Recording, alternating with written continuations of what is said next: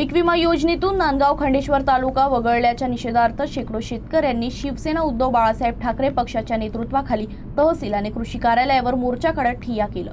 सरसकट पीक विमा मंजूर करावा, कर्जमाफी योजनेतील जाचक अटी रद्द करून सर्व शेतकऱ्यांना कर्जमाफी द्यावी अशी मागणी यावेळी करण्यात आली। राज्य शासनाने पीक विमा योजनेत पात्र तालुके घोषित केले असून नांदगाव तालुका पात्र असताना सुद्धा वगळण्यात आल्यानं शेतकऱ्यांमध्ये तीव्र असंतोष निर्माण झाला आहे। शिवसेनेनं शेतकऱ्यांसह तालुका कृषी कार्यालयात 1 तास घेराव करून तालुका कृषी अधिकाऱ्यांना याचा जाब विचारला आणि त्यानंतर प्रत्यक्ष स्पॉटवर पीक कापणी प्रयोगानंतर उंबरठा उत्पन्न कमी असताना शासनाच्या पीक विमा कंपनीने सॅटेलाइट सर्व्हे करून उत्पन्न वाढले असल्याने पीक विमा योजनेत नांदगाव तालुक्याचा समावेश नसल्याचं खुद्द कृषी अधिकारी विकास पाटील यांनी कबुली दिली। तसेच सरकारने जाहीर केलेल्या पुण्यश्लोक अहिल्यादेवी होळकर कर्जमाफी योजनेत जाचक अटी लादल्यानं पात्र असताना शुद्ध शेतकरी कर्जमाफी पासून वंचित आहे। सन 2014 ते 2026 या कालावधीत थकीत 4 लाख रुपयापर्यंत शेतकऱ्यांना कोणत्याही अटी शर्तीशिवाय सरसकट कर्जमाफी द्यावी,